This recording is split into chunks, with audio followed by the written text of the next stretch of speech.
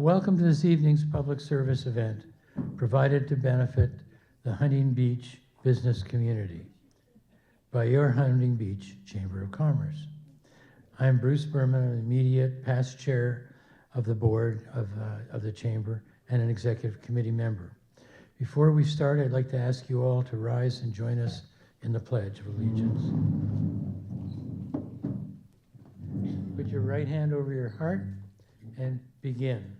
I pledge allegiance to the flag of the United States of America and to the republic for which it stands, one nation, under God, indivisible, with liberty and justice for all.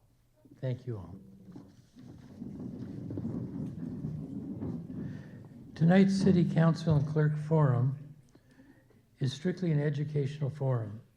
The Chamber has no role, no favorites.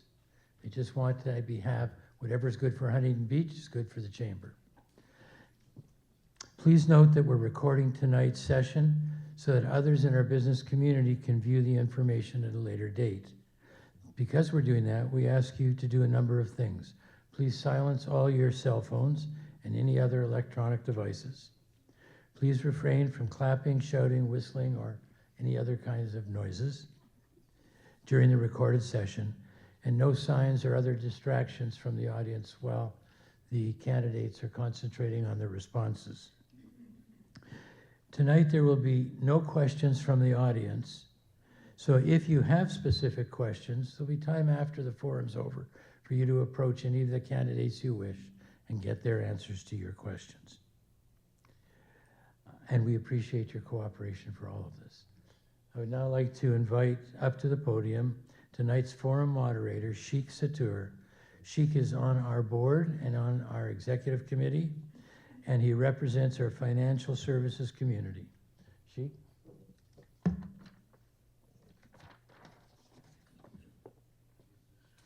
Thank you, Bruce.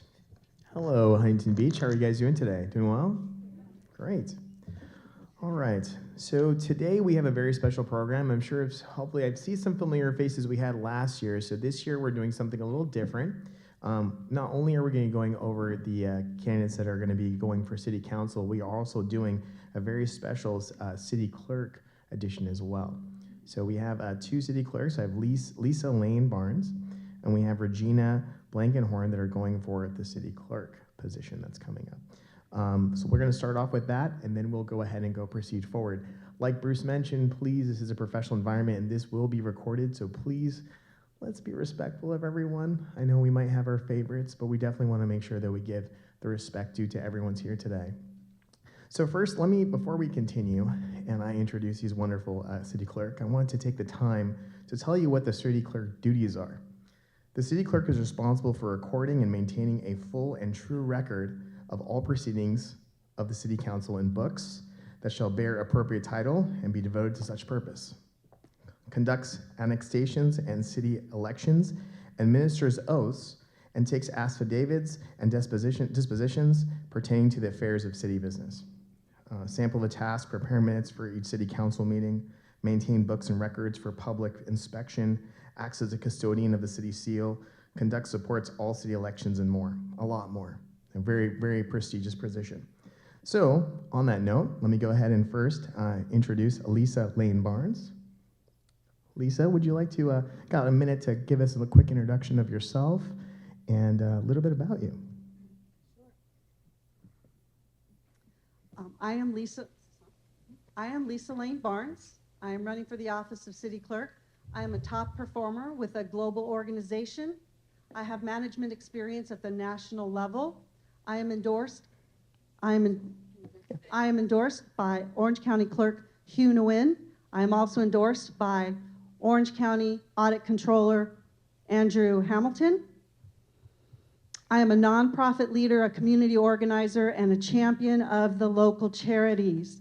I love to work for the Kiwanis, the Boys and Girls Club, Golden West Patrons, Bolsa Chica Conservancy, Robin's Nest, and many others.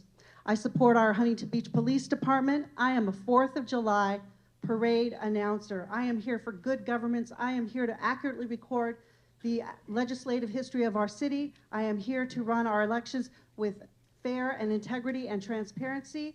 I am here to serve the citizens of Huntington Beach. I am here for this higher office. Wonderful. Thank you, Lisa. And now we're going to go over to Regina and Blankenhorn. And let me introduce our Vanna White of this evening, Leanne Gilmore. Sorry, guys, there'll be no prizes or anything today. The prize is your company. Thank you for being here. Good evening, everyone. I'm Regina Blankenhorn, your candidate for City Clerk in Huntington Beach. Thanks for the Chamber for hosting this forum for us tonight. I'm going to hit the ground running on day one.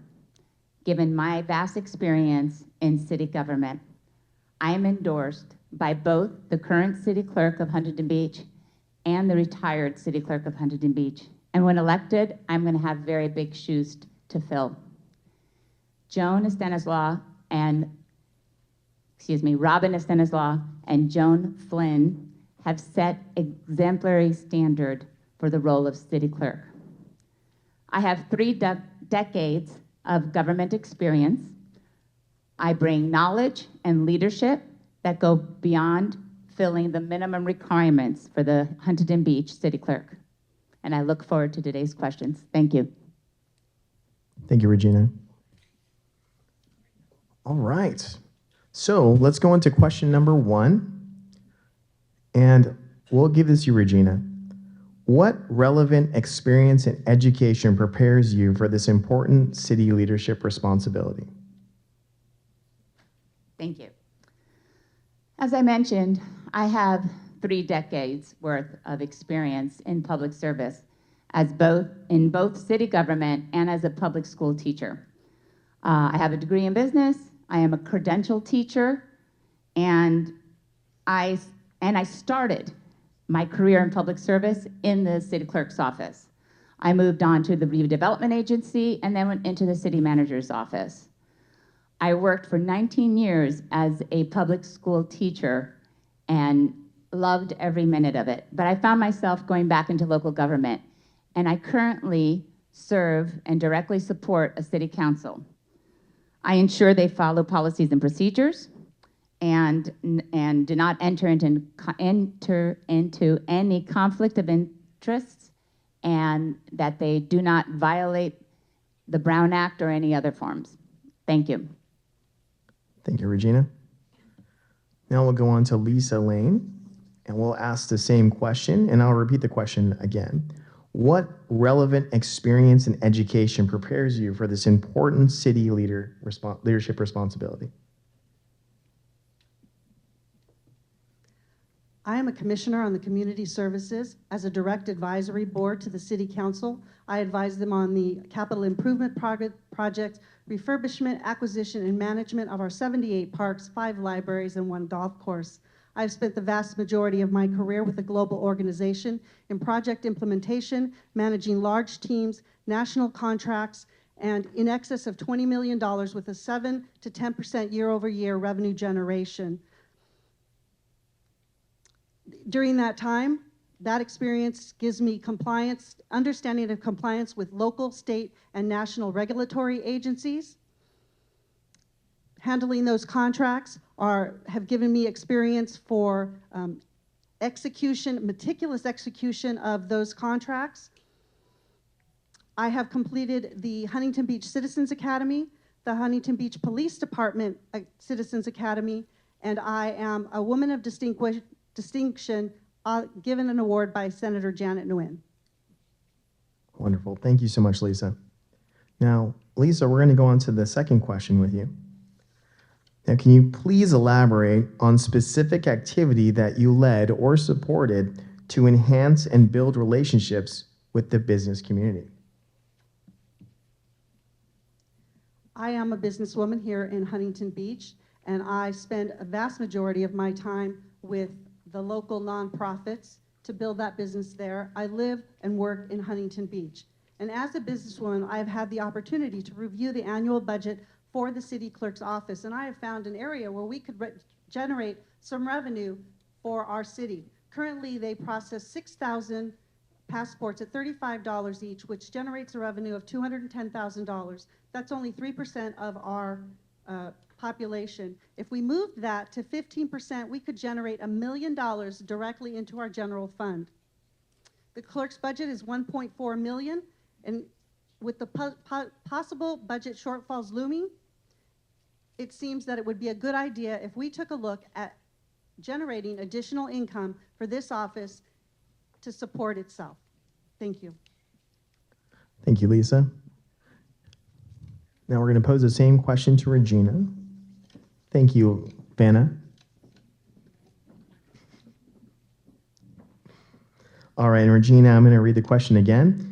Please elaborate on any specific activity that you led or supported to enhance and build relationships with the business community in mind.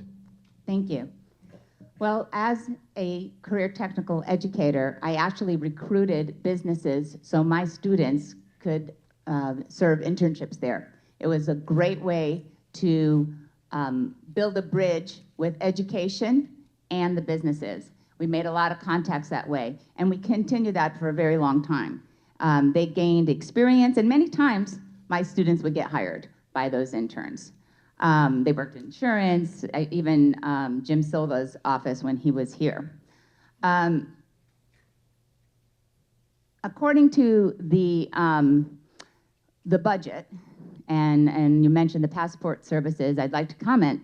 We're ready to serve 6,000 this year, and that's what we plan to do. But we have to remember that we're restricted by the government to only charge $35 per passport. So even though we do 200,000, Newport Beach, they only do 31,000 a year. And Anaheim, who has 350,000 people in their population, only did 46,000. Thank you, Regina. Wonderful. And Regina, we'll have you hold on to the mic. We're going to give you 1 minute if you can give us a little pitch on your best on why you should have the city clerk position. Thank you. Business owners hire managers and department heads with experience, qualifications, and worthy to lead their departments. Standards need to be met, and experience matters. I offer a vast public experience where I gain much knowledge and wisdom in my years. Being endorsed by the two esteemed city clerks of Huntington Beach should say a lot about my character. They trust that I will be neutral, transparent, fair, and competent as the city clerk of Huntington Beach. Thank you. Thank you, Regina. And Lisa? Dun, dun, dun, dun, dun. I don't know the theme song. I think that was MASH. Wasn't that MASH? All right. And Lisa, we're going to ask you the same question. Please tell us why the city clerk position is best suited for you. Thank you. Beyond the role of an administrative assistant and the statutory execution of the daily tasks, more than this office needs to go to someone who has a wider organizational perspective, a broader strategic vision, a true department head, a true leader. My experience well exceeds the statutory tasks of this office. The combination of my global experience, contract management, project implementation, a commissioner as a direct advisor to our city council, and well involved with the heartbeat of Huntington Beach. I know Huntington Beach. I am involved with the city. I live, work, and play here and want to serve the city at a higher level. And I thank you for your vote. Thank you so much, Lisa. So thank you so much for Lisa Lane Barnes and Regina, is it Blankenhorn? Am I saying that right? All right. And Regina Blankenhorn. Hopefully you guys have some insight in regards to what they do, most importantly, what they bring to the table. So please make sure your vote counts. As Huntington Beach, we are a beach community. We want to make sure we pick the right person. So I'm going to ask you ladies if you'd like. Thank you so much. Appreciate your time. Go ahead, guys. Give them a round of applause. Thank you, ladies, very much. It's not easy up here, trust me, especially when you're right in the center light. So thank you, ladies, very much. All right, now we're going to go on to City Council candidates. So thank you, City Clerks, for giving us your information and your time. Now we're going to go to City Council. Now, City Council plays a very vital role in our community. It's the voice of our community. It's ones that make decisions that are very, very important to what we do and how we grow as Huntington Beach. It not only affects our community, it affects our business community, and that's why the Chamber is putting us on today. So I want to thank everyone for being here today, most importantly for representing your city of Huntington Beach. We appreciate you truly for everything that you do, and most importantly, it's a big job. It's a big job. I'm sure you guys have seen, if you've been to some of the City Council meetings, a lot that they have to do. So we thank you. We truly appreciate you and we value you, especially a Chamber of Commerce really does. On that note, just want to let you know, again, I think Bruce mentioned this to you, and I think it's really crucial to know. The Huntington Beach Chamber does not endorse any specific candidate. We are neutral. The reason why we're putting on this today is because we believe that the business community needs to know how this affects you and to get the information that you need, okay? All right, I think we're good on that, right? Perfect. All right, so I'm gonna start to my gentleman to my, where's Vanna? Here she is, all right, Leanne, there you go. Can't hide from me, that's not fun. Just kidding. So we're gonna start from our left to right, and we're gonna do a 1-minute introduction. Butch, we're gonna start with you. And go ahead, give us a little information about who you are, and let us know, because we're gonna ask you some questions and everything. We're gonna go through the ringer with them as best we can, okay, guys? Go ahead, Butch, start us off. Hey, good evening, everybody, and thank you for being here tonight. My name is Butch Twining. I'm a 59-year resident of Huntington Beach. Went through the, Ocean View School District, Village View, Marina High School, Harbor View, Marina High School. When I graduated from Marina in 1974, I enlisted in the United States Air Force, served 4 years, discharged, drove fast across the country from Biloxi, Mississippi back to Huntington Beach, and I've never left. I was the owner. I'm now retired. I was actually an employee, an executive, and finally the owner of a family-owned business. I was fourth generation, and it's called Twining Laboratories. And I retired in December 2021, and I've spent the last 2 years as your Huntington Beach chairman of the Planning Commission. Thank you. Thank you, Butch. Dan, you're up next. Good evening, everyone. My name is Dan Kalmick. I've had the pleasure to serve as your city council member for the last almost 4 years. For those of you that don't really know me, I grew up in the area and have lived in Huntington Beach almost my entire adult life. Prior to moving to Huntington Beach, I graduated from UC Berkeley with a degree in electrical and computer engineering. I'm now raising my family in North HB with my 2-year-old and my 5-year-old daughter who now attends an OVSD school. Service has been in my family, and since arriving in Huntington Beach, I figured out ways to give back. Served as a volunteer firefighter with Orange County Fire. I've been teaching a computer class right in this building and prior, the old building down on 17th Street for seniors, so I guess for 12, 15 years now. I've also served currently as the president of the Bolshevik Land Trust. But running for my second term is to work on the goals that I originally started for. Now, obviously, the last couple of years have been rather tumultuous, but we want to continue to work on public safety, homelessness, and infrastructure. Thank you. My name is Mr. Amory Hansen, and I am a historic choice for Huntington Beach. I serve on the Historic Resources Board and Infrastructure Report Card Commission. I'm the chairman of Big Fun Therapy and Recreational Services. I'm on Friends of Edison Park. I'm involved with the Orange County Historical Society. I want to be your voice. I want to hear what you have to say for Huntington Beach.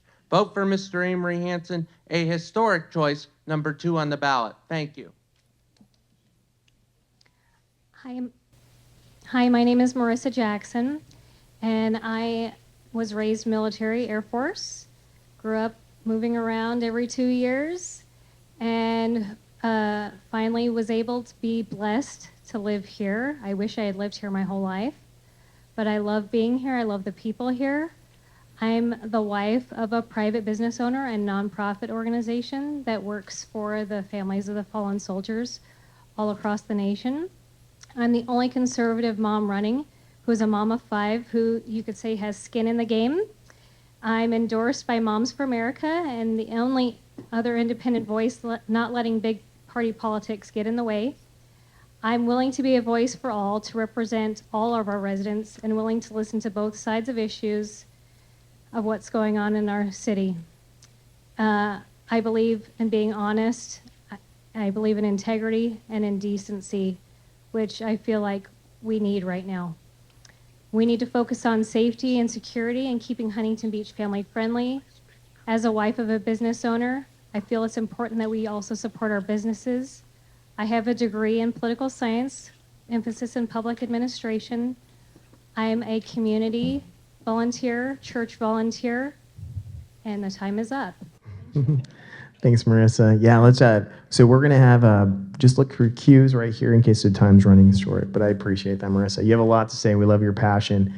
Just to let you guys know too, okay, a little bit. Let's eat the mic a little bit, just so we can hear you in the back end. So pretend like you're Mariah Carey and you're singing those low notes. Don't go high.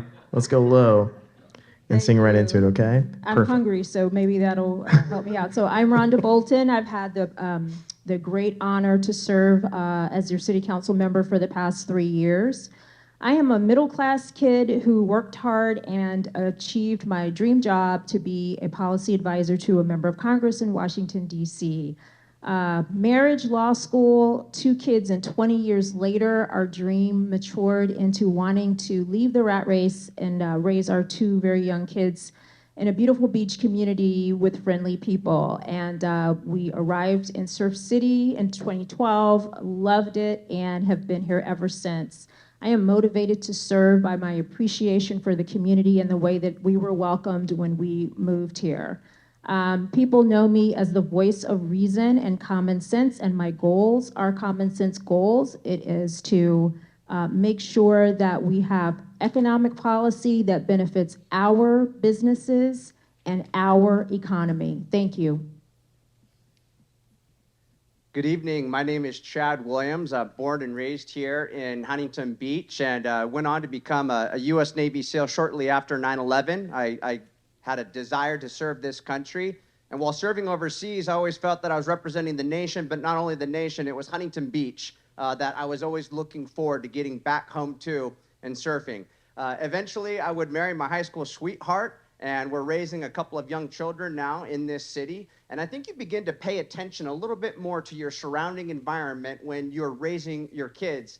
And I began to notice that really it was bad policies that was leading to bad consequences. And everything really came to a head taking my kids downtown, thinking I'm taking them to a pastime favorite place, but really I was bringing them into danger. And the thought came to mind, those words, all that's required for evil to triumph, is for good men to stand back and do nothing. I'm not a do-nothing kind of person. I want to be an agent of change. I genuinely love this city. I'm not a politician. I'm a patriot. I love this place, and you fight different when you're fighting for what you love.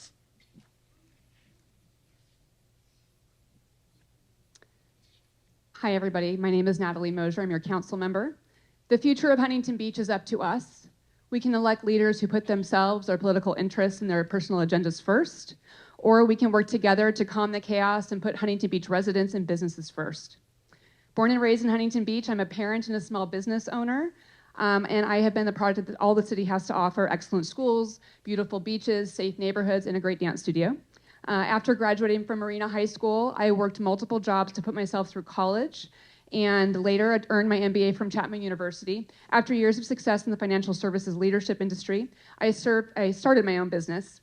With the help of families and doctors, I survived breast cancer, and I've taken that resilience and knowledge that we have a limited amount of time here to make sure that I use my time wisely and give back.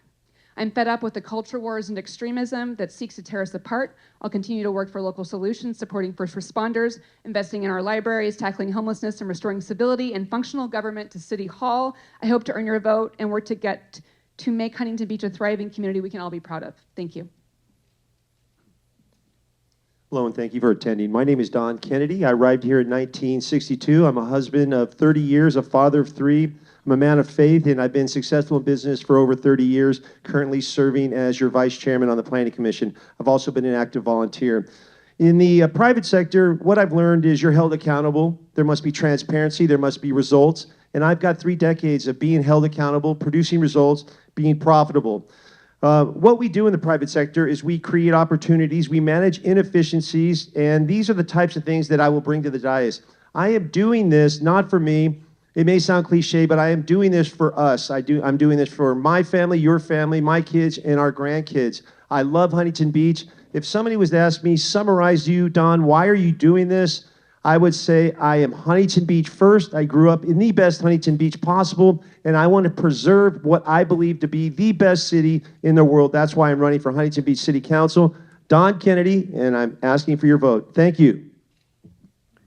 All right, let's give a round of applause for that opening statements, guys. Thank you.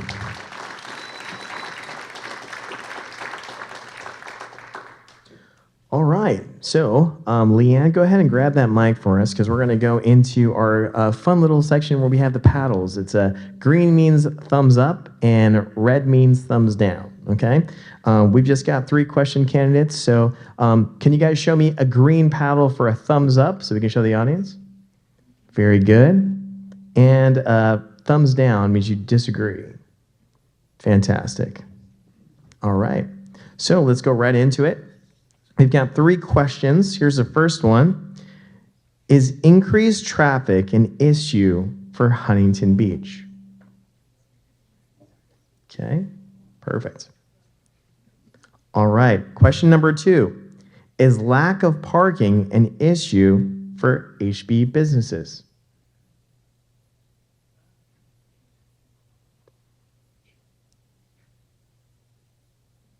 Wonderful. All the heads stopped moving. That's how I'm judging everything. Perfect. Number 3. Do you think HB is business friendly?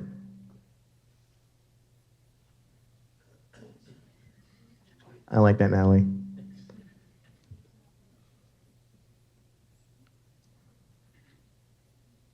Perfect. Thank you guys for that Q&A. Actually, more of the paddles. The paddle, what do we call that? Paddle time. There you go. Oh, wait. Yeah, okay. All right, so what we're going to do, Leanne, let's actually start with Dawn. And what we're going to do is we're going to move from this way, and then we're going to go back this way, okay, guys? So we'll start with the first question. Just a reminder, you have 1 minute. Just make sure you guys are queuing up Barbara right there, and she'll show you the time that we have left, okay? So please keep the time as best you can and look for Barbara for cues. We'll start with question number 1, and that is, Dawn, what are the top 3 challenges for businesses in Huntington Beach? Well, a challenge for a business is a challenge for our residents. Number 1 is public safety. Number 2 is homelessness. And number 3 is revenue shortages. So what I've learned is if you don't feel safe in your city or in your business, that's a problem that will detract from the entire business experience and the residential experience. So our sworn officers, the head count is very low. We need to be cognizant of that. Our fire department is low as well. So for the businesses and for the residents, public safety is number 1. Secondly, homelessness. The problem with homelessness is it does affect business, it does affect residents. If you have vagrants lingering outside your resident or your businesses, it's a problem. The customers do not want to give you the patronage. So homelessness is something that our current council majority has done a great job reducing the numbers, and we want to attack that. And number 3 is when you have revenue shortages, that will affect businesses as well in regards to the potential services that we can offer our businesses. So my goal is to drive additional revenue into our general fund. Thank you. Thank you, Dawn. All right, now we're going to Natalie. Same question, I'll read it again. What are the top 3 challenges for businesses in Huntington Beach? There are many different challenges for businesses in Huntington Beach, things that are somewhat out of our control, things like inflation, cost of doing business, labor costs. Those are big challenges for our businesses here. Additionally, regulation, streamlining, especially for those who want to start new businesses, it can be very challenging. We've been working on that within the city. I will say, though, that I think one of the biggest challenges is going to be what the city can control, which is a lack of stability in local government, a lack of functional government. With the chaos that's been created here and with recent culture wars, we've lost our workforce within the city hall, with over 107 current vacancies of funded positions, over 30 positions in public works, 27 positions down in police. There are so many different people, including 4 in our city manager's office, one being our actual city manager. As businesses, you know that you need your leadership at the top to be able to provide active stability, predictability, and strategy moving forward. And I think that without a functional city government and city hall, it's more difficult for us to make sure that our businesses have a brighter future. Thank you. Thank you, Natalie. All right, Chad, let's read that question again for you. What are the top 3 challenges for businesses in Huntington Beach? I think I'll lead off with the homelessness and the public safety. It's the vagrants. I think that we all have a story. We've all had an experience where we've encountered it. This is really what really got me started in all of this, taking my kids to pastime favorite places like downtown, getting a skateboard for my son over at Jack's Surf Shop. And as we're outside the surf shop, next thing I know, one of these folks that's really out of their mind, 5150, in the 4th dimension, screaming in my face. And my son asking me, "Daddy, is this man going to fight you?" I think it's experiences like that, or even the recent shooting downtown, that has concerned people about going downtown. And so this is a great concern. We need public safety at the forefront. And another would be maybe a little different than what you would expect, would be the weaponization of code enforcement. You know, for a while, it was really getting out of control, where people could anonymously report businesses. And at one point, I think the reason that there had to be more transparency was after Dan Kalmick was involved with the corner market, the stalking and the surveilling of that business. He's not a business-friendly person. And the 2 people that he runs with, the Newsom threesome, they run together. They're not business-friendly either. Thank you. Okay.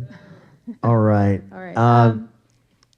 Let's go ahead and move on to Rhonda. Rhonda, we're going to ask the same question. What are the top 3 challenges for businesses in Huntington Beach?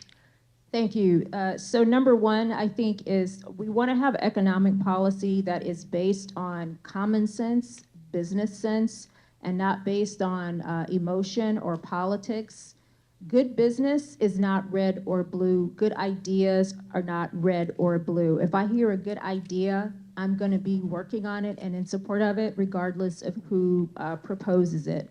The second thing is, I do agree that public safety is an important issue, whether you are a business owner or a resident. If you don't feel safe, everything else just doesn't matter. So we have to have a city that feels safe to our residents and our business owners. And then finally, I would also mention, our workforce. I talk to a lot of business owners who say, hey, I'm having a really hard time finding people, that are the right people for these jobs. Our education institutions here do a great job.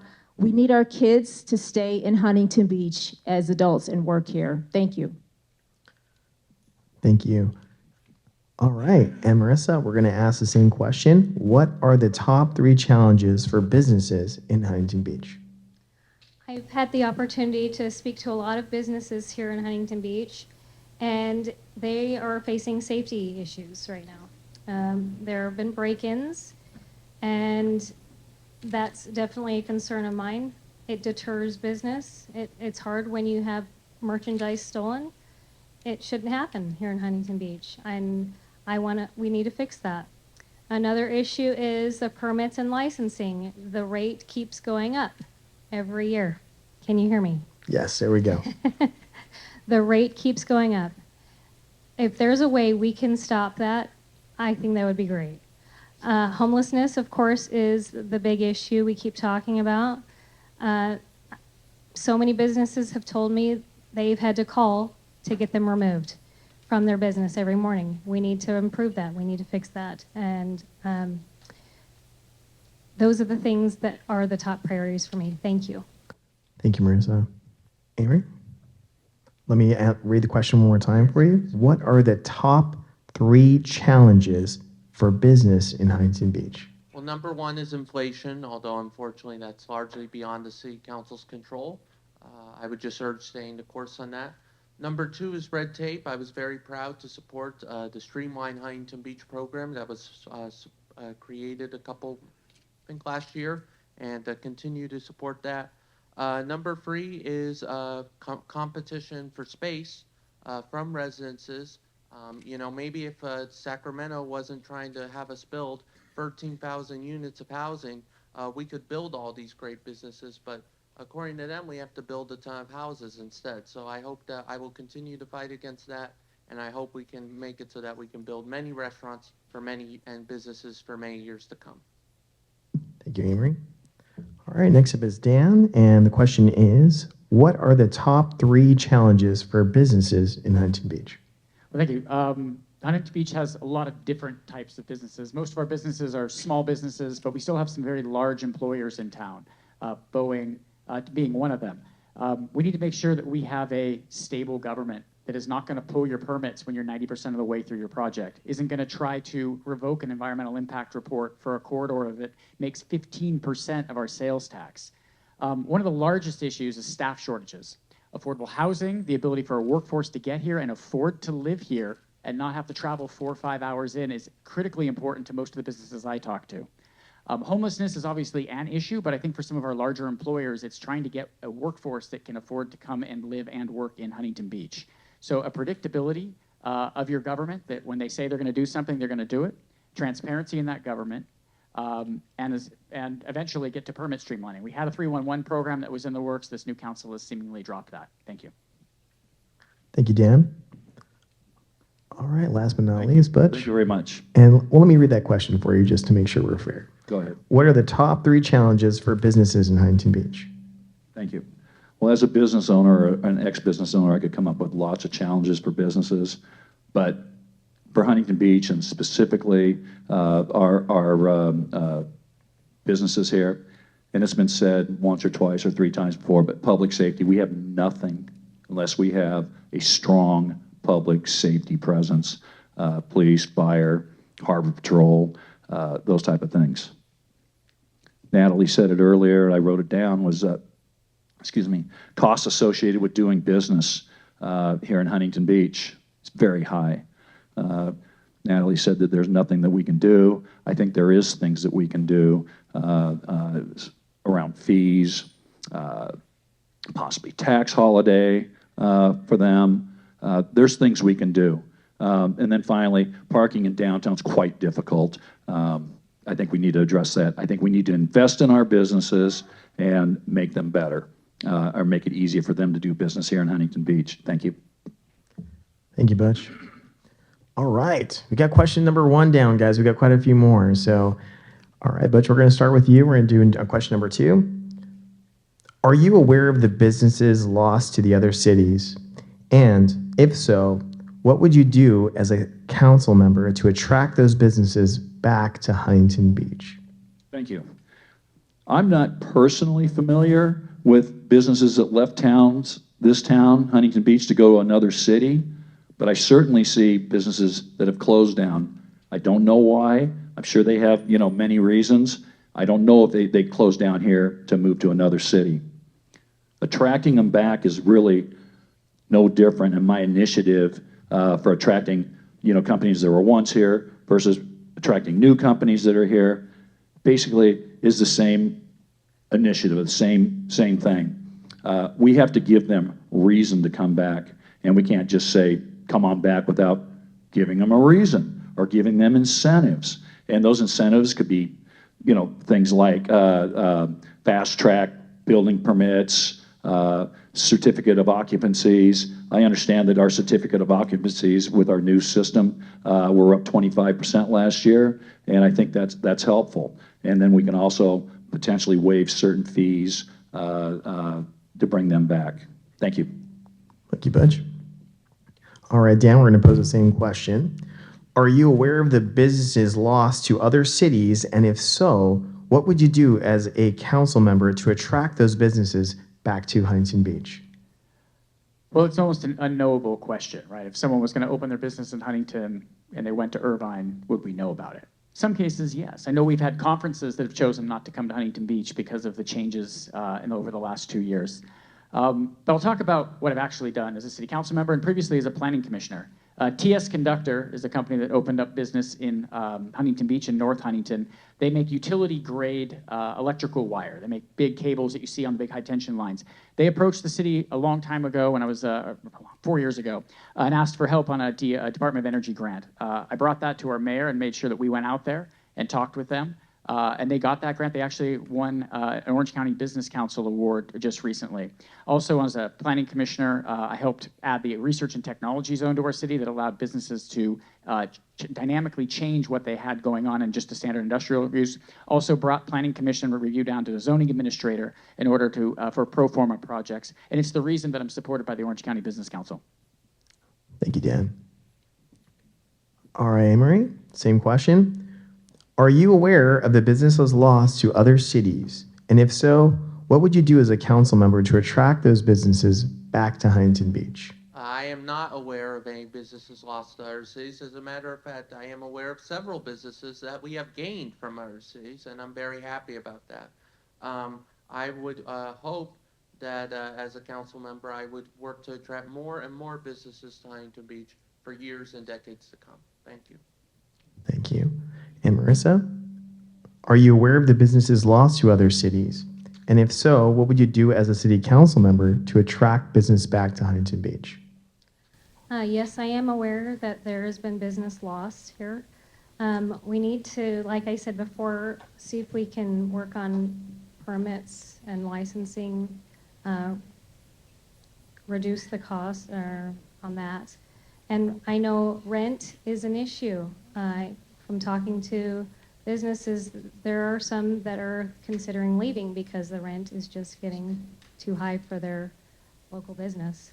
So that's something that needs to be addressed as well. Thank you. Thank you. And Rhonda, same question. Are you aware of businesses lost to other cities? And if so, what would you do as a city council member to attract those businesses back to Huntington Beach?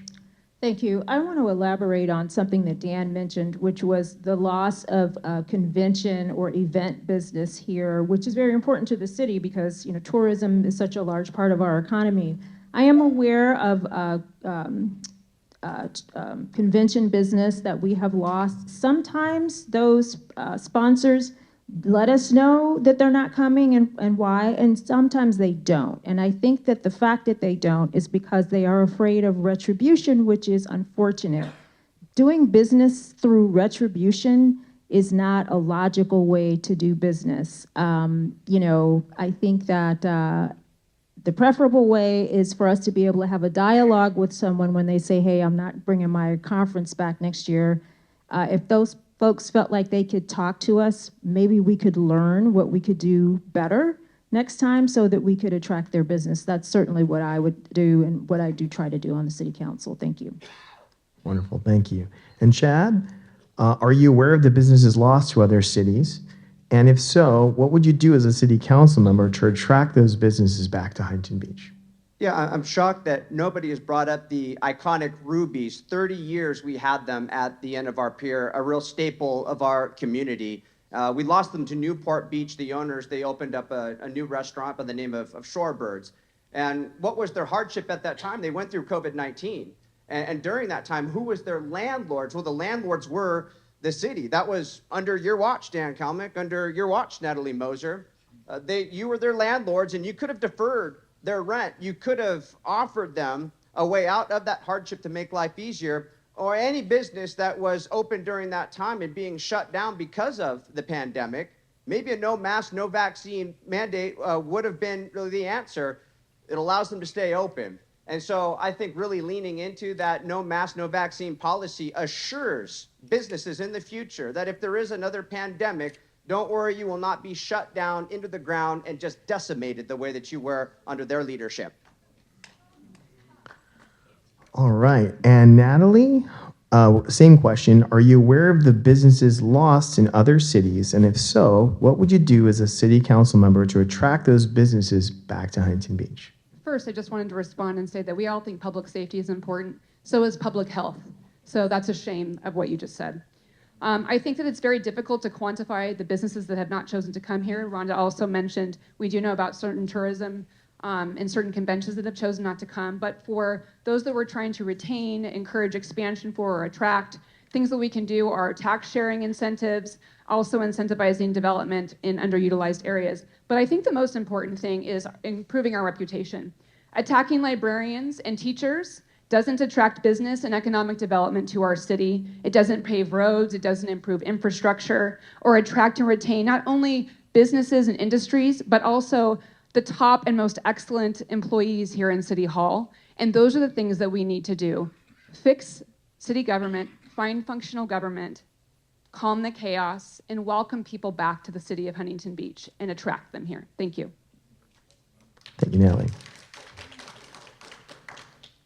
All right, and Dawn, same question. Are you aware of businesses lost to other cities? And if so, what would you do as a city council member to attract those businesses back to Huntington Beach?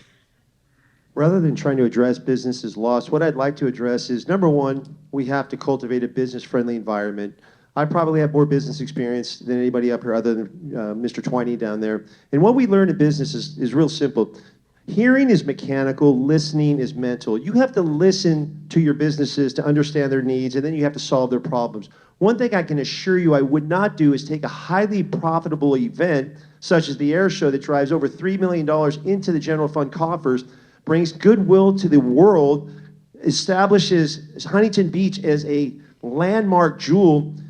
You don't take those types of businesses when you're facing revenue shortfalls and force them or sue them out of existence. That is not goodwill. That is not something I would ever support. But back to the business-friendly environment. As I said, you have to understand the business's problems. You have to do that by listening, not hearing, and you have to help them solve their problems. Build it and they will come. If this is a friendly environment, we will see businesses continue to come to Huntington Beach. They should. It's an incredible city, and that's how I feel. Thank you. All right. Yes, let's give a round of applause for question number 2. Thank you, guys. All right, now we're going to move on. Dawn, we're going to start with you, and we're going to move our way back. Question number 3 is, please share any key business insights that you will carry with you to City Council. Thank you for the question. I'll carry 30 years of business successes. In my business background, I've had every title from founder to partner to executive vice president. I've run extremely large teams. As I said in my opening statement, in business, you're held accountable. You must be transparent. You must be profitable. You build consensus and you solve problems. I've been running large teams for decades successfully. In doing so, I learned those steps along the way that you have to be profitable. You have to understand how to build a business. You have to assess the weaknesses and you have to manage the inefficiencies. So to answer your question is, my business insights that I've developed over 30 years of success in the private sector, I want to deploy in the government sector, because what I found in government, there's not a lot of transparency, there's not a lot of accountability, there certainly needs to be more accountability and transparency, so I believe I can manage inefficiencies and also create opportunities. I've been doing it for decades. I continue to want to do that right here in Huntington Beach as a city council member. Thank you. Thank you, Dawn. And Natalie, pose the same question. Please share any key business insights that you will carry with you to City Council. Thank you for your question. I have had the opportunity to be both in the financial services industry as well as a small business owner. I got to work in IT and project management and lending and organizational performance and throughout the organization. The main thing, though, that I learned there was that it's really all about customer service. And with that, it's all about how someone feels. And you know when things are working well, it feels a certain way. And I would say that things don't feel that way right now. I think it's important to focus internally, get your own house in order. As a city hall, we need to do that. We need to listen to the community, listen to the customers. The entire community, our residents, our businesses are all our customers. But we need to make sure that we have a predictable, stable government within City Hall before we're able to really do anything outside. And we need to make sure that we're providing that excellent service. And that's the thing that I think is so important. And I've seen people who are sitting here alongside of me. It's also treating people right, treating staff right, making sure that you show respect and dignity for everybody, regardless of your opinion about them. Thank you. Thank you, Natalie. And Chad, pose the same question. Please share any key business insights that you will carry with you to City Council. By way of example, the last deployment I was involved in as a Navy SEAL, we were given the role of advising and assisting the Iraqi Special Operations Forces with really taking back their land. teach them how to manage their resources, their personnel, and their time and get the job done most efficiently. Since then, really, when lives are on the line, we're negotiating life and death. It's in the balance. I've taken those timeless principles and I make a living now going around the nation, speaking to various businesses, applying those principles. So they're battlefield-tested principles that apply to business, things like capturing aim small, miss small, heart, vision, and how you overcome things like adversity. Oh, thank you, Chad. All right, now question number 3 for Rhonda. Please share any key business insights you will carry with you to City Council. Thank you. So my insights kind of come from 3 sources. So the first is from listening to business owners in the city, and just they describe the challenges that they face. I agree with Marissa in terms of acquiring commercial property for rent or for sale. They talk about how difficult that is because it's very expensive. The second source is from my own experience as a small business owner. I am sensitive to the fees and the increases in fees, and also, delays with obtaining permits. And then finally, my third source of information or insights comes from my experience in management for very large organizations. And there, I understand the macro issues that large organizations are concerned about, like recruiting and retention of employees. And if they feel like, the area is too expensive for their employees to move to, that's a real problem. Thank you. Thank you, Rhonda. And Marissa, the same question. Please share any key business insights you will carry with you to City Council. As the wife of a small business owner, I know it's important to support small business. And there's ups and downs with that and everything that comes with it. The business owner is sometimes the manager and sometimes the janitor. And we're there helping and doing all parts of the business. I've learned from experience. We've had a personal experience in our life where we were affected by the recession in 2008, 2009. That helped us rely fully on the importance of budget and self-reliance. And I think as a government, city council, we can oversee that and be more self-reliant as a city financially. Thank you. Thank you, Marissa. And Amory, the same question. Please share any key business insights you will carry with you to City Council. Well, there are 2 main business insights, both T's. Teamwork, I think, is a very important one. We've heard a little discussion about some of the tension, let's say, right now going on, but in the chamber. But teamwork is more than that. It's more than working with the members of the council. It's working with the members of the boards and commissions. It's working with the chamber. It's working with the entire community. So I truly believe my role is beyond just the 7 individuals on the dais. The second is transparency, and I've always been a strong advocate of transparency. I committed, and I stand by my commitment, that I will allow the full 3 minutes at city council meetings always when I am mayor, and I also would like to see that codified as an ordinance, and that's something I will continue to support as well. There's much more to me when it comes to transparency, but since I only have 15 seconds, I'll save that. A lot of it relates to question 9 as well. So thank you. Thank you, Amory. All right, Dan, the same question. Please share any key business insights you will carry with you to City Council. Thank you, Sheep. So I've worked as a business consultant for the last 30 years. I started my first company when I was 11. And I currently work for nearly 24 small businesses, small, medium businesses in the region as our CTO or CIO, Chief Technology Officer, Chief Information Officer, filling that C-level role, understanding from crawling under a desk to plug a computer in, all the way up to building strategic policy and understanding what a business's needs are. My job is to find inefficiency and to apply best business practices throughout industry. So those are the things that I've been able to bring to City Council over the last 4 years. And one of those things are key performance indicators. One of the things that we kind of lack in the city is we do a project and understanding, was it successful? We do a study. Do we understand, did the study's predictions come out? And one of the things we've been slowly but surely working toward is that. One of the big things, though, is being accurate. Knowing when a business filed for bankruptcy and knowing when people actually join the city council in 2021, not in 2020 when the city files for when a company at the end of the pier, Ruby's, for bankruptcy. So being accurate in your accusations, I think, is a very important thing that we try to bring to City Council. All right. And Butch, we're going to end that question with you. And the question is, please share any key business insights that you will carry to City Council. Thank you.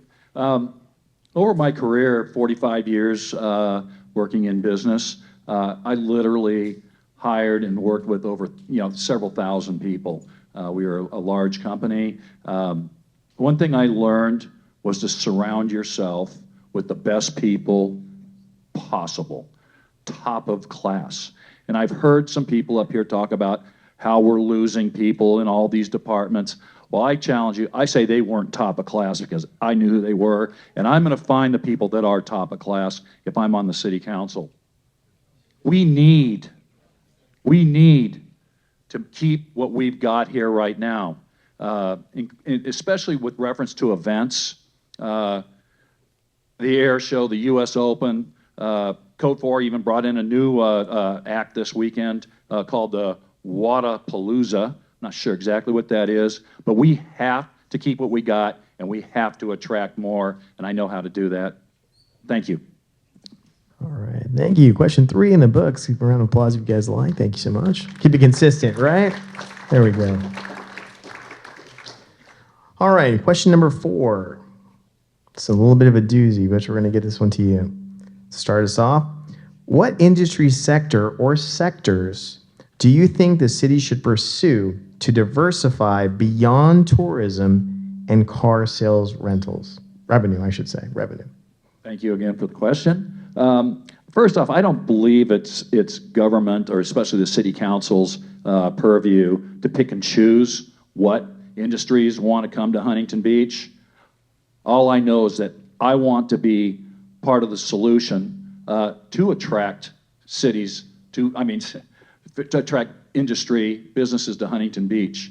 I'm hoping to get the chamber, our economic development group in City Hall, and Visit Huntington Beach, all on the same page. And I even offered to go on trade show junkets to where we attract different businesses, and I'll pay for myself, because that's probably not in your budget, and it's probably not in Visit Huntington Beach, but I'll go myself, and because I love Huntington Beach that much, and I think I can sell Huntington Beach to new industry, new businesses to come here, because I love this place so much. Thank you.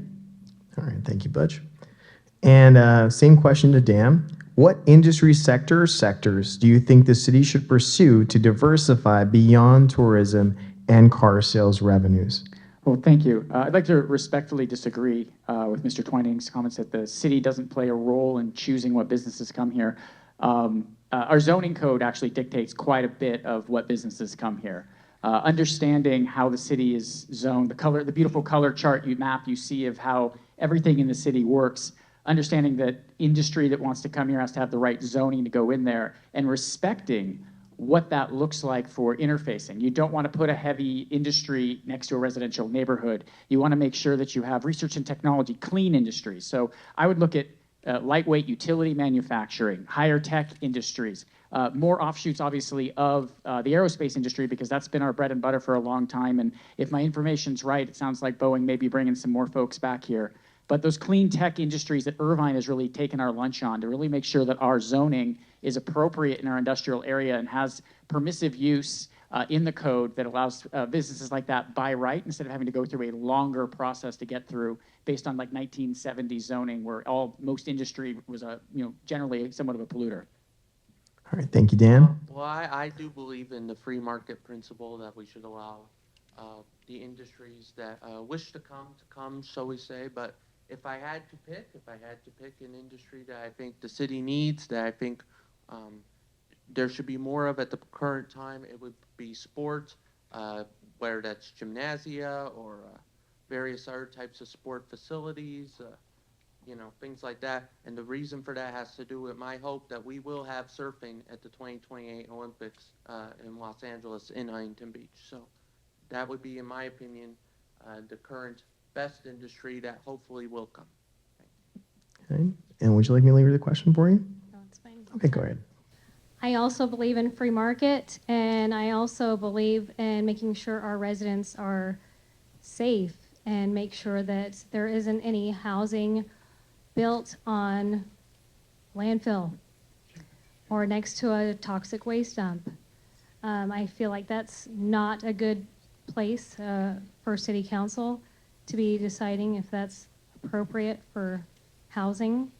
But that's another subject. But I would like to see more athletics and gyms here and businesses. We have a lot of very active residents here, and there's pickleball that seems to be the rage right now.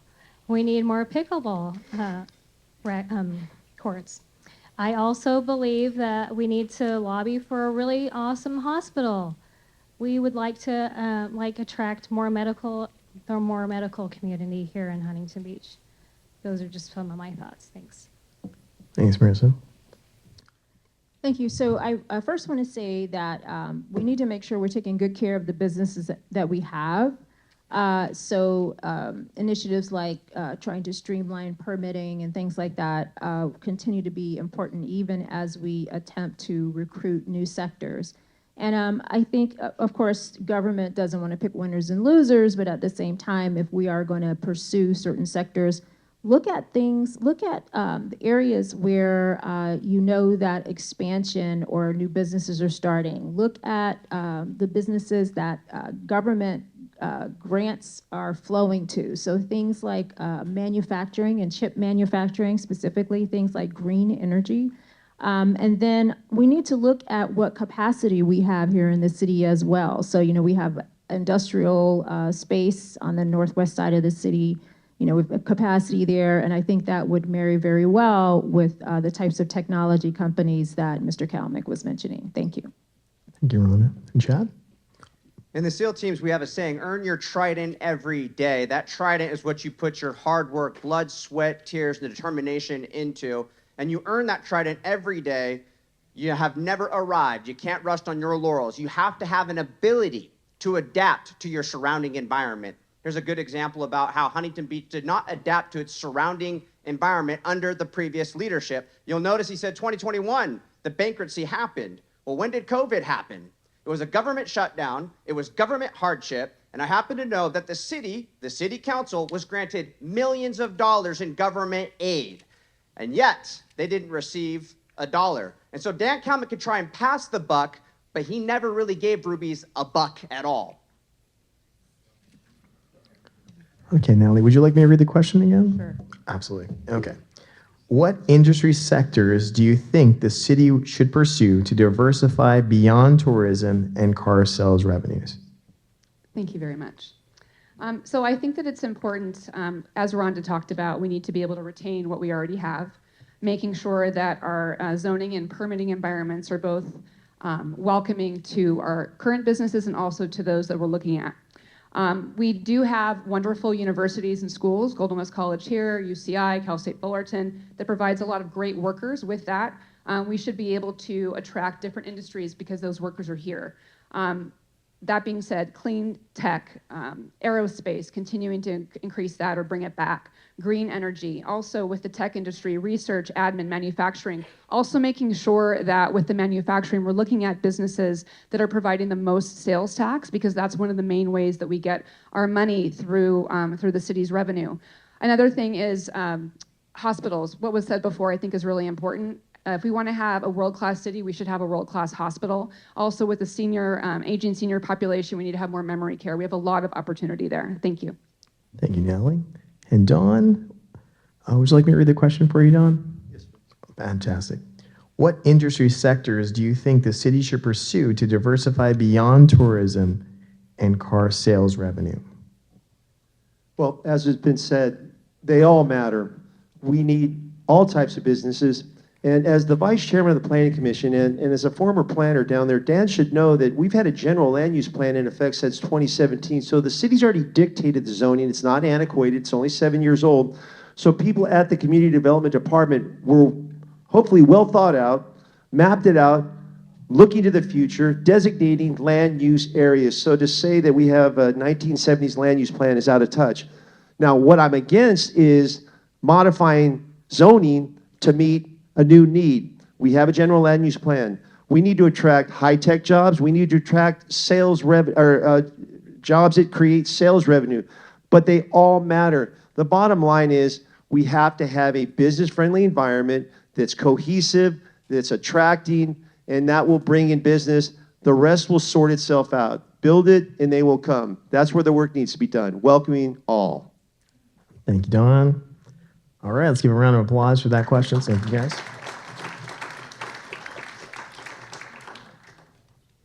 All right, let's go to question number 5. And we'll start with you. We'll start with you, Don. Ready? Some of our businesses not in the city center do not benefit from HB's major events. What would you do to change this? Well, the first thing you have to focus on is the geographics. We can't change where they're located. So we have to look at ways that we can benefit them by providing activities where they are. The beach is going to attract all kinds of world-class events. Central Huntington Beach can benefit from more activities at the sports complex, in the equestrian center. Old World can attract opportunities there.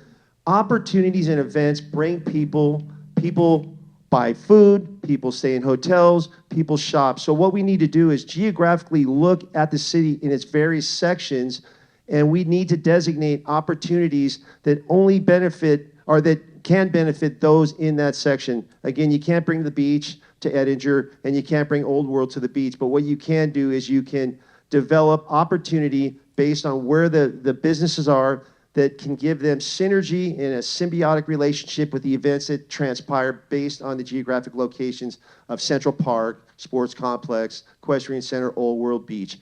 Thank you. Thank you. All right, Natalie, and some of the businesses not in the city center do not benefit from the HB's major events. What would you do to change this? Thank you. As somebody who lives kind of on the other side of Huntington Beach, I think that we often feel a little bit alone, versus I grew up in Huntington on this side, and I'm a Huntington Beach local, but I'll tell you, when you're down at the pier, sometimes you weren't welcomed as a Huntington Beach local. And I think that that's what's important, is to really make sure that everyone in the community feels like a local. That being said, work with Visit Huntington Beach to further integrate the wider geographic business community when those big events happen, through increased and improved cross-marketing, working on different events like that.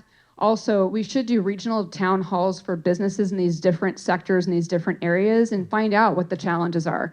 Allow them to create better partnerships. Working with the Chamber of Commerce, we can do that because it's already happening. But make sure that that geographic breadth is really offered through everybody. Also, we have the downtown bid. We can do things like that throughout town where people can organize and have their voices heard and make sure that they can improve their business, not just downtown, but here too. Thank you, Natalie. And Chad, same question. Some of our businesses not in the city center do not benefit from the HB's major events. What would you do to change this? It is that problem of geographical location. They can't move. And so the best thing that we really can do in situations like that is do the best we can to bring events to them, more festivals or carnivals. And also a way of perhaps getting them a seat at the table in the spotlight is to spotlight them a little bit more. Spotlight some of the businesses that are on the outskirts and not really in the heart or the forefront of these larger events. And so we just need to kind of bring them to the forefront with that spotlighting. Thank you, Chad. All right, Rhonda, same question. Some of our businesses not in the city center do not benefit from the HB's major events. What would you do to change this? Thank you. So Chad, you stole my idea. I was going to say spotlighting. No, so I think that the important thing that we can do as part of the city council and government is to facilitate communication. So we all know what our signature events are, and working with the chamber, we can develop a mechanism for those businesses that don't feel like they get a chance to participate to communicate with the operators of these major events. And, our businesses have really great ideas. The business people are the experts on their own business. If they're able to communicate with the major event operators, they may already have ideas. What about having kiosks if there is a major event on the beach that highlights or spotlights the business that is from the center of the city, these things that are uniquely Huntington Beach. But I view our role is to facilitate those conversations. Thanks. Thank you, Rhonda. And Marissa, the same question. Some of our businesses not in the city center do not benefit from HB's major events. What would you do to change this? Oh, I agree with a lot of what has already been said. The Chamber of Commerce, I know some businesses aren't even aware we have a chamber. We need to bring more awareness to that so that they have a network, they can collaborate. And all the other business organizations that actually work together and bring ideas to the table to help improve and grow their business. Also, Visit HB, I know they got more funding. We can, use that as an attraction. Highlighting businesses is what was said before, and encouraging maybe even local business Saturdays. Just have our Saturdays dedicated to making sure we shop locally is another idea. And just make sure we're having awareness of businesses and meetings, as was said by Natalie as well. Have those kind of meetings for awareness. Thank you. Thank you, Marissa. And Amory? Well, I absolutely support expanding the locations for these various major events. I've been proud to have 80 camp park events. I haven't had them yet. There's a few more left we have to do, but since January, I've had 80 park campaign events. I consider those major events. But in terms of official city major events, I also support an effort to encourage having those in the other parks, and then hopefully that will expand to the other restaurants near those parks. And I've had 40 events, or will have had 40 events at various major restaurants as well to help spotlight them as part of my campaign too. So thank you. Thank you. And Dan, some of our businesses not in the city center do not benefit from HB's major events. What would you do to change this? Well, thank you. Also living on the north side of town, it's sometimes called South Westminster. I've worked with businesses at Bellaterra, as well as looking into what's going on in our industrial areas. Businesses win when other businesses win, right? When we have this great economic engine, this synergy of restaurants full of employers fully staffed, go to lunch, those types of things, that you've got this great kind of circular economy here. We've analyzed our industrial area. The number one use in our industrial area is public storage. It's your crap in your garage being stored somewhere else, and that's the industrial engine for our industrial area now. Also, we are the number one per capita owner of hot rods in the state. All those industrial areas are tilt-ups are full of hot rods and toys, and I think we need to lean into that. And it's great to see a place like Hot Rods and Handguns be successful in that. But one of the things, I appreciate Mr. Kennedy reminding me that I did serve for 3 years on the General Plan Update Committee, but that general plan started in 2014. It's now a decade old. We have seen businesses change in the last decade. We're 60 years from launching at Kitty Hawk to landing on the moon. Industry moves quickly. That last 10 years, we've seen this massive change from retail, from the 2045 plan down to the 2020 plan. And so we need to be able to be nimble, and part of that's going to be updating our code to make sure that we eliminate regulation for those businesses to take off the chains. Thank you, Dan. And Butch, we're going to end with you. And the question is, some of our businesses not in the city center do not benefit from HB's major events. What would you do to change this? Thank you. As these other candidates were answering that question, I'm driving around the city in my head going, now what would I do here, here, here, here, here? And I wrote down a couple. We need an we have a world-class equestrian center. I think we can make that better. I'm not advocating for a polo field, but there's some type of horse riding where they ride and jump, and I don't know what it's called, but we need to take advantage of that. We have beautiful Meadowlark Golf Course. We should have an HB Open. I'm a big golfer, so I thought of maybe having an HB Open. Frisbee golf. We have a great Frisbee golf course. Themed boat parades. I don't think I'm not sure that we really advertise the beautiful Christmas boat parade down there every year. Southeast Huntington Beach has beautiful Edison Park. How about a couple concerts in the park down there? And then I'll finish off with, we have a lot of great service clubs in this city, and I think the service clubs ought to take on sponsoring some of those events around the city. Thank you. All right, round of applause for that question. That was a very tough question. All right, and Butch, we're going to start with you, so thanks for holding on to the mic. I think you guys get the gist, so thank you for that. All right, now the next question is going to be really about collaboration, and one thing I wanted to just say to this part, Huntington Beach, if anything we are one community, one HB, And I think that's really important. So this question is very near and dear to my heart. I'm very insightful to see what you guys have to do, what you come up with.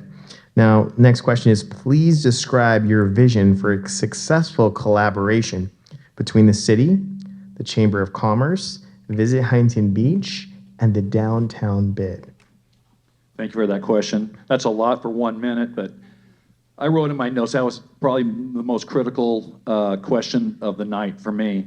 My business was in Long Beach. I was involved in Long Beach Chamber of Commerce, the Junior Chamber of Commerce. I was a 35-year Rotarian.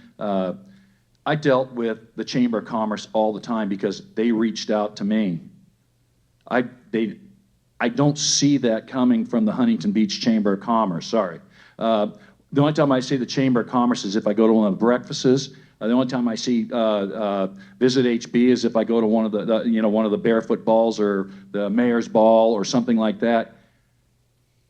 I think we need to, you guys are great organizations, all of you, TBID, all of you, the DBID, I mean, you guys are great organizations, and if I'm on city council, I will work with you all the time so that you're in with us and we know exactly what's going on everywhere in the city and helping you guys get out to the businesses in the city. Thank you. Oh, thank you, Butch. All right, now Dan, same question, and it is, please describe your vision for a successful collaboration between the city, the Chamber of Commerce, Visit Huntington Beach, and the downtown bid. Thank you. I got to know a lot of the chamber folks when I served on the Legislative Affairs Committee, representing the Planning Commission when I was on there, which was a great synergy of local businesses, the chamber, Visit HB would show up every so often. We get information from our legislators. But I think that the city, the chamber, Visit HB, and downtown bid all have completely different missions. And I think it's trying to find what those, what the synergy is between those, right? The city is our municipal government, public safety, roads, public works, infrastructure. The chamber is a representative body of our businesses. Visit HB is our tourist bureau, and the downtown bid provides supplemental infrastructure repair for downtown and helps our businesses be successful. So it's trying to find that overlapping concentric circle, I think, is going to be the key piece to that. But I think it's being successful, and I think it's advertising our businesses is what's most important. And so I think it's really trying to identify where that crossover is, because until we do that, I don't think everyone's kind of going off on their own position. We got to tie everyone's tails together and bring everybody together. Thank you. Thank you, Dan. Well, Henry? I absolutely support collaboration between the city, the Chamber of Commerce, Visit Huntington Beach, and the downtown bid. And this is going to be especially important if we receive, and I hope we do, surfing for the 2028 Olympics in Los Angeles. I don't see Mr. Peter Town in here today. He's probably honestly surfing somewhere else trying to lobby for us to get the Olympics. But he has told me at an event we had where we toured the surfing museum with him that it will be very tough logistics relation to the Olympics. And we need to make sure that we are as organized as possible if that occurs. So thank you. Oh, thank you, Henry. And Marissa, the question is, please describe your vision for a successful collaboration between the city, the Chamber of Commerce, Visit Huntington Beach, and the downtown bid. I definitely think we do need to do more collaboration. Communication is important. Making sure each entity knows what each person is doing, what each organization is doing, and how we can work together. It should be a team effort, working together to improve our businesses and helping each one of them grow. I have had the opportunity to listen and talk to business owners, and I know it's important we listen to each other, communicate, and see what the issues are on each level of different businesses. I was just downtown today, and they were saying that safety is an issue at the DBID, sorry, and we need to make sure there is a police presence down there, and there isn't a police presence. So these are just things, just being able to talk to each other. Let's talk to each other, make it happen. That's really what it's about. Thank you. Oh, thank you, Marissa. And Rhonda, the same question. Please describe your vision for a successful collaboration between the city, the Chamber of Commerce, Visit Huntington Beach, and the downtown bid. Sure, thank you. So, a collaboration could take the form of something like a business roundtable, but I think the most important thing, the critical thing for collaboration is communication. And as I've said before, I view, my role as a council member is someone to facilitate communication. I think it is productive when people feel like, hey, I can talk to this person and ask them, questions, and this person doesn't just represent a chosen few, businesses or chosen few viewpoints. This person is willing to bring everybody together and let the various sectors go off and come up with ideas. I don't think it's helpful to see the number of voices contracted, like what we've seen, losing some of our boards and commissions. So the other value is bringing as many voices to the table as possible. You get the best ideas that way. Thank you. Thank you, Rhonda. Please describe your vision for a successful collaboration between the city, the Chamber of Commerce, Visit Huntington Beach, and the downtown bid. So we're talking about collaboration, and corporate groups often invite me out. As a former U.S. Navy SEAL, they want their team to operate like a SEAL team. They want that fraternity. And so they have groups that, they're kind of working with each other shoulder to shoulder, but they're not really close with one another. So one of the things we first do is get them all together and we capture the vision. We have a saying in the SEAL teams, aim small, miss small. If you're aiming at nothing in life, you're going to hit it. But the more particular you could be about whatever it is that's in your crosshairs, the better shot you actually have of hitting it. After you have that aim small, miss small, then going through a little bit of adversity together is something that really brings the team together. An opportunity for them to practice servant leadership, esteeming the needs of others as greater than their own, genuinely overcoming obstacles, figuratively and quite literally, sometimes going through obstacle courses. You'd be surprised how this brings a group together. And there's nothing that really brings a team together like that servant leadership. It truly is the glue that holds the SEAL teams together. And that's what I'd like to bring to those 4 representatives. Thank you, Chad. All right, and Natalie, same question. Please describe your vision for a successful collaboration between the city, the Chamber of Commerce, Visit Huntington Beach, and the downtown bid. Thank you very much. So I think a lot of this has already been said, which is collaboration means communication. Regular engagement and conversation needs to be happening between all of the different entities. They do all have different missions, but we have to figure out where they overlap on the Venn diagram. And then also, we should probably have leaders working in working groups to come together between those different groups to identify those synergies. We had something called the Community Cafe for the people in the community this last, actually 2 years ago now. Over 9 months, they got together and talked about in small groups what they could do to improve the city, what was important to them. We could do the same type of thing with these various groups. Another thing that's important is to, encourage people to go through the Citizens Academy, RMLA. Those types of groups where we can further educate people across sectors, across groups, so that way we can also be all working with the same shared set of facts as well about how our city works. Thank you. Wonderful. Thank you, Natalie. And Dawn, we're going to end the last question with you, and it is, please describe your vision for a successful collaboration between the city, the Chamber of Commerce, Visit Huntington Beach, and the downtown bid. Thank you for the question. I'll reflect back on my business background. When you have different entities, the first thing you have to seek is a common goal. You have to look for a common denominator. So what I see with the city, the chamber, the downtown bid, and Visit HB, we're looking for growth, more people, more joy, more revenue. The way we get that is to continue to have that symbiotic relationship with business, the council, the Chamber of Commerce. We want to celebrate our businesses together, celebrate the wins. When you have people that are feeling like we're all winning, or all losing, but on the positive side, when you win as a team, everybody wins, the tide rises, the boats all rise at the same time. So the first thing we have to do is identify that common denominator, and then we have to work in a symbiotic relationship. Symbiosis means all parties benefit, no one is harmed. So working together with the chamber, the businesses, and identifying how we can all raise the tide is a goal that I've accomplished in business. It's a goal I want to accomplish here on the dais. Thank you. Thank you, Dawn. And let's give a round of applause for that question, guys. Thank you. All right, I heard a little bit. You guys were mentioning infrastructure and technology. So let's take a great question on that. Dawn, we'll start with you. Are there specific infrastructure and technology enhancements that the city should be investing in to support our business community?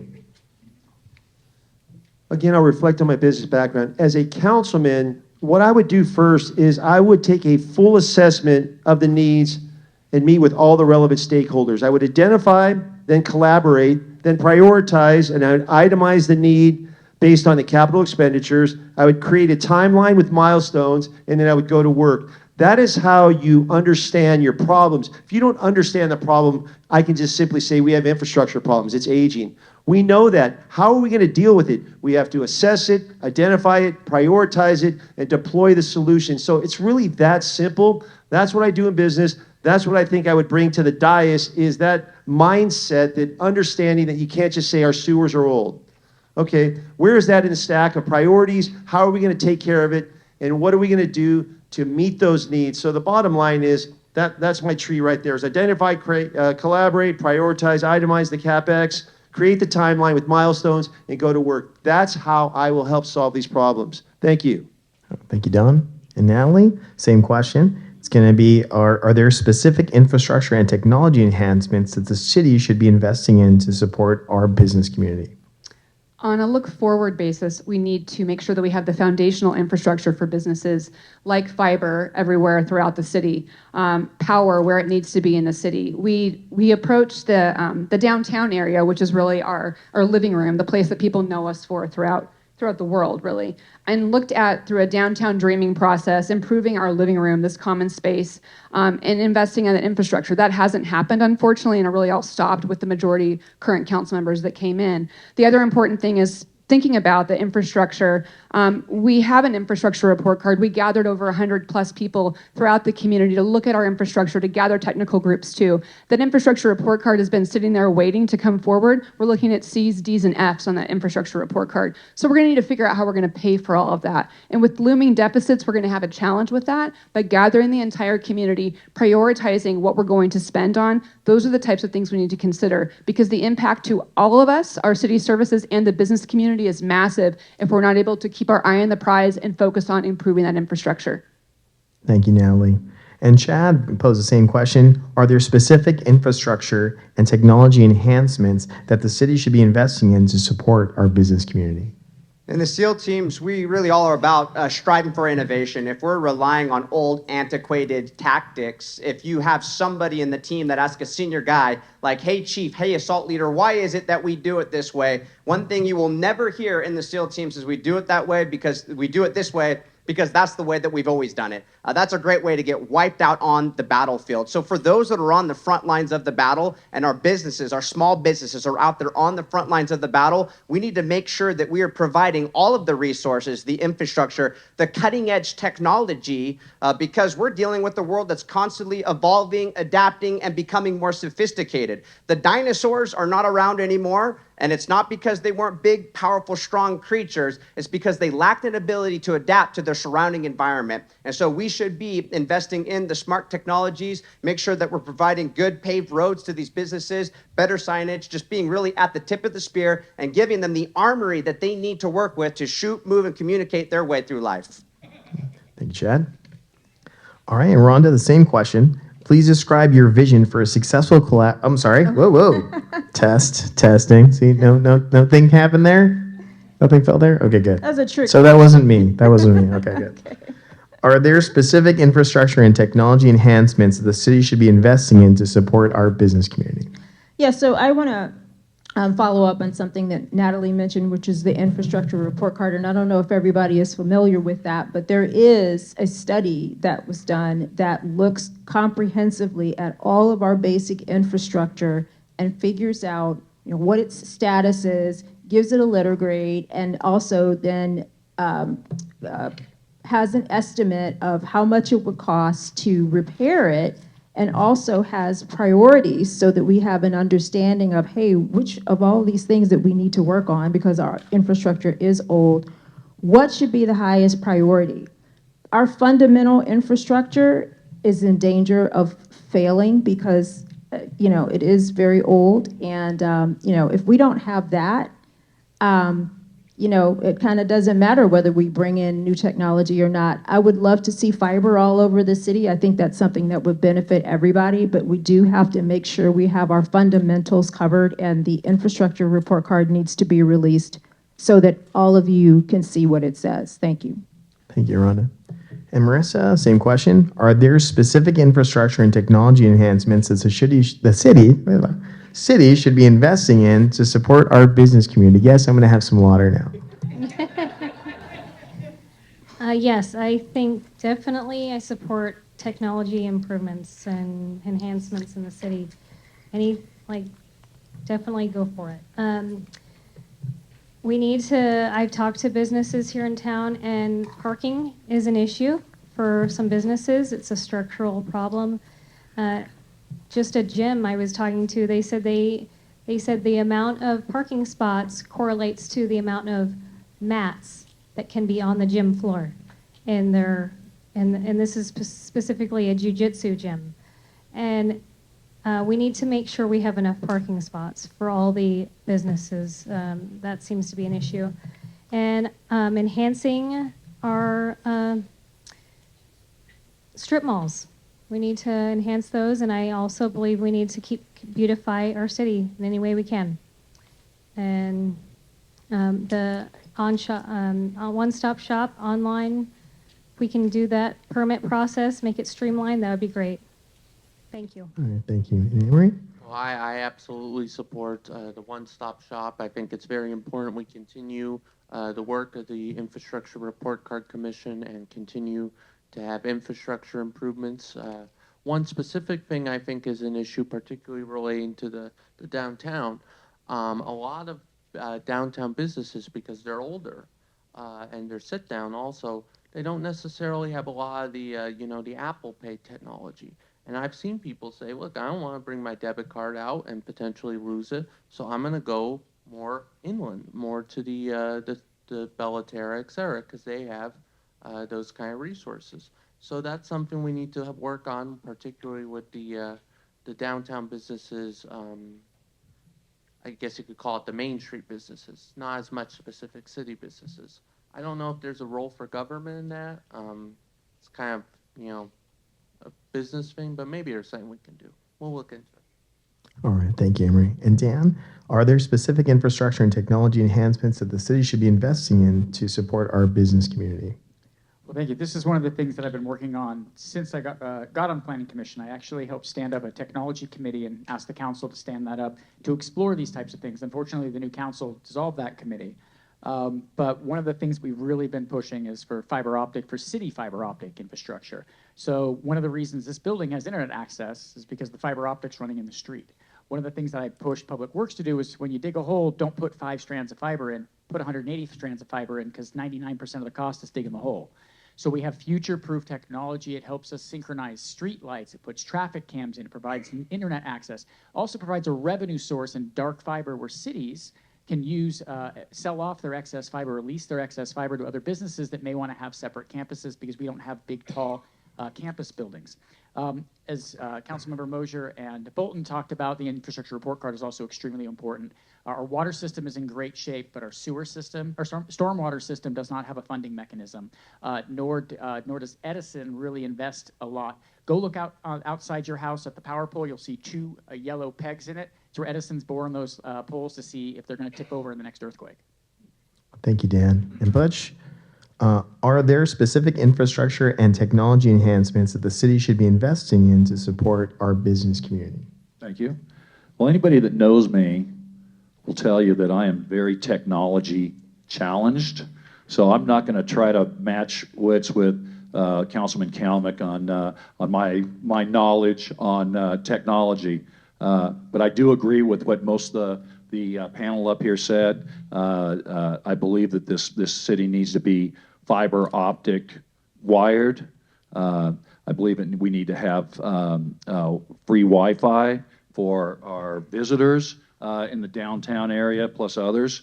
But I do know infrastructure because that was kind of my business, and I drive the roads here all the time. And I haven't seen the report card recently, but I can tell you that I drive over roads that are being rehabbed right now, full-depth reclamation projects. The cost of paving has gone up by about 40% in the last 3-4 years, and so it's very expensive.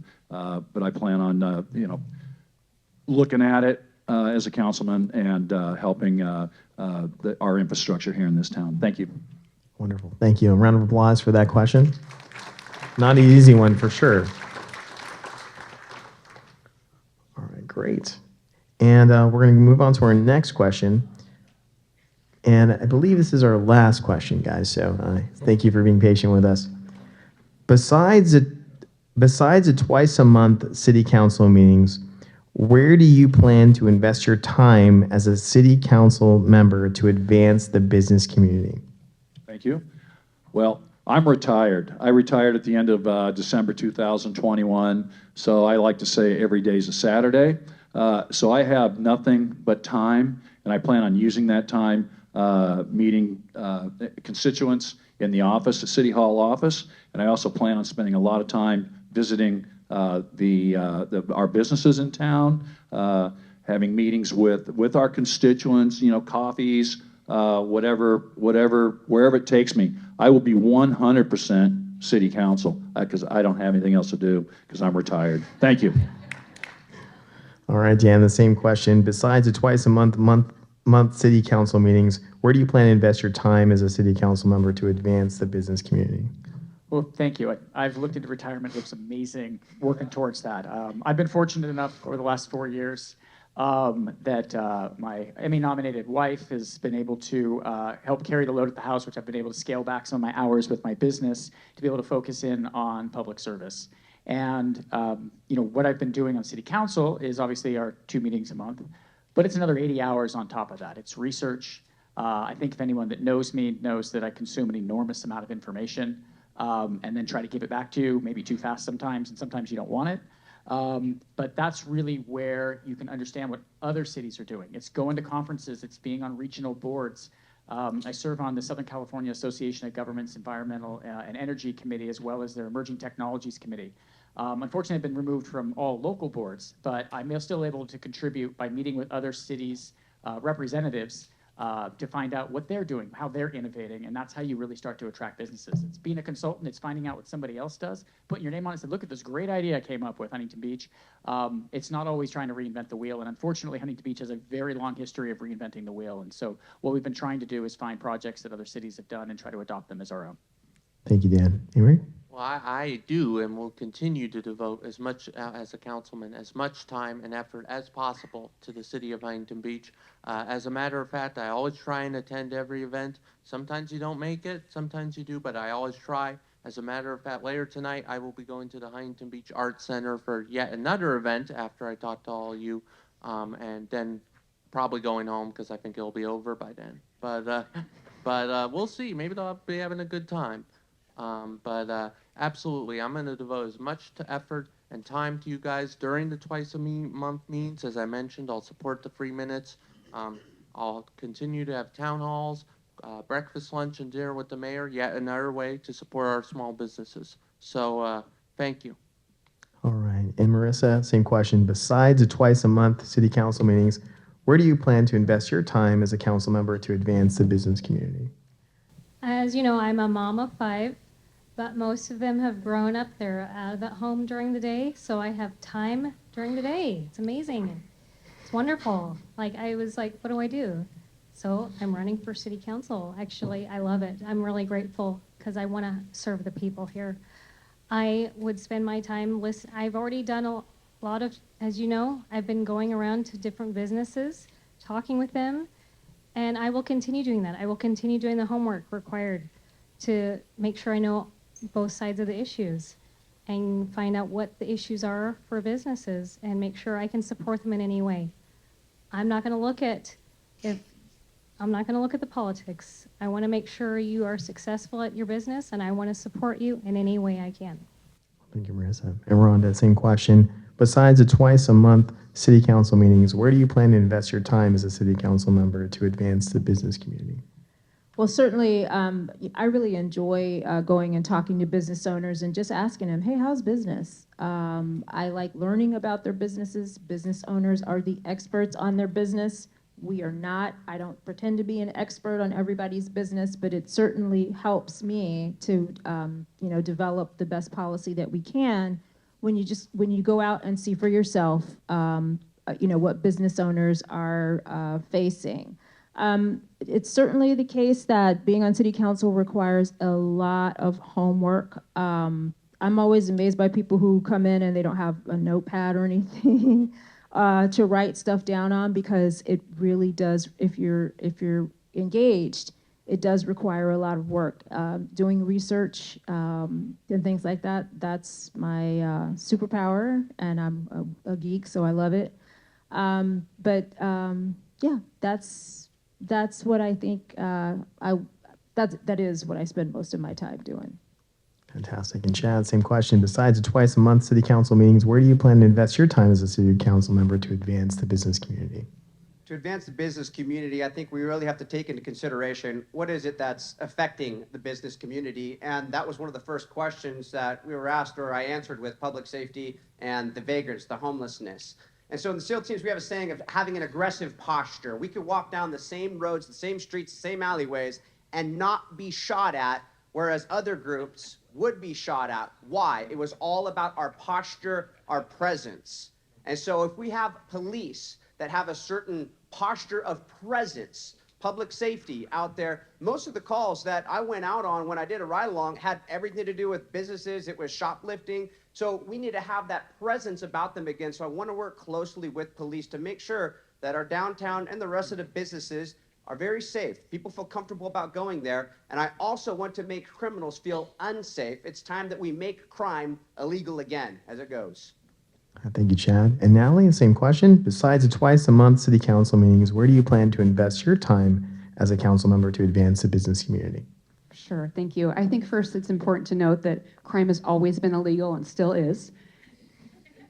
So, when Shirley Detloff and I, my former mentor who passed away this last year and former mayor, talked about me running in 2020, she said, it's a great time for the city and it's a bad time for you, because I had younger kids. They're now 14 and 16. It's certainly a challenge to balance that, but I'm a former dancer, so I work on balancing things.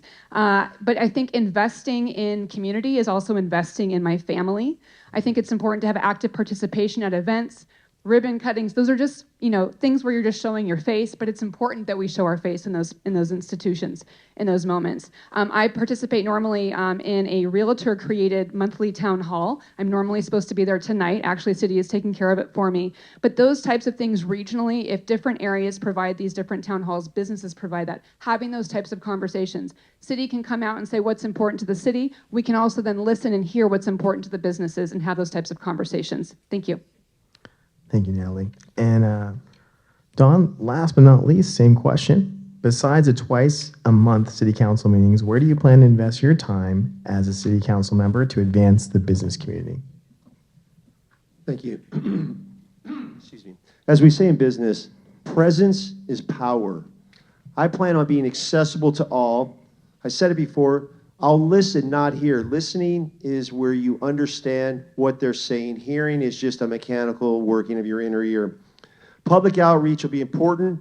If you can help people solve their problems, you earn their trust. In business, we say this: like, listen, trust, buy or sell, depending if you're in sales or whatever you may be. In business here, if they like you, they'll listen to you. If they listen to you, they'll trust you. And if they trust you, they'll empower you and you'll empower them. So I plan on deploying that kind of a mindset, like, listen, trust, in this case, work with. So it's accessible, its presence is powerful, and that is the way I will approach my community outreach. Thank you. Thank you, Don. And a round of applause. That was the last question, guys. All right, and now we're going to go ahead and start with those closing statements. We're going to leave it to a minute, please. Let's make sure we do that. We're still going to look at Barbara for cues. Don, why don't we start with you? Can you please give us your closing statement? First off, thank you for everybody's time today. We really appreciate it. I My dad always told me, son, you tell me with whom you walk, and I'll tell you who you are. I want to say I am very proud to walk with Chad Williams and Butch Twining as my running mates on the HB3. What I also want to say is, if you need surgery, you hire a surgeon. If you need business help, you attract a businessman. If you need leadership, you get a proven leader. So I am in those categories. I'm a successful businessman. I'm a proven leader. I can answer the needs of the city. That is what I want to bring to the dais. I want to volunteer my time. I want to solve the problems. I want to protect the Huntington Beach that I grew up in, make it the best Huntington Beach possible. So I will say on this note, we've heard some complaints with what's going on the dais. What I do need to point out is 40% of the council is seated right here. It's time for a change. The Huntington Beach is deserving of Don Kennedy, Chad Williams, and Butch Twining. Thank you for your time. All right, thank you, Natalie. And Natalie, very good. And Natalie, your closing statement. Thank you. It certainly is time for a change here in Huntington Beach. It's time for a change in looking away from all of this culture wars and political agendas and things that just do not do any good for our community. We're tired of the chaos. We want calm, stability, and predictability. I am endorsed by the teachers, by librarians, the Sierra Club, the League of Conservation Voters, our labor, and many past mayors. Again, I want to calm the chaos, and I think we do that with leaders who are smart, curious, and thoughtful. Dan Kelmick, Rhonda Bolton, and I are those people. We will continue to shine a light on corruption that is happening within City Hall with this current majority, giving money away for an air show up to 40 years. That is unacceptable, and we called that out from the very beginning. We have lost every department, however, over the last 2 years. Over 125 years of institutional knowledge is gone. We want to make sure we can attract and retain our incredible world-class people at City Hall. And I also want to make sure we keep focusing on public safety, homelessness, increasing mobility, and also focusing back on the environment. I welcome your support and your vote, and I really am committed to this community and love it. Thank you so much. Thank you, Natalie. All right, and Chad, your closing statement?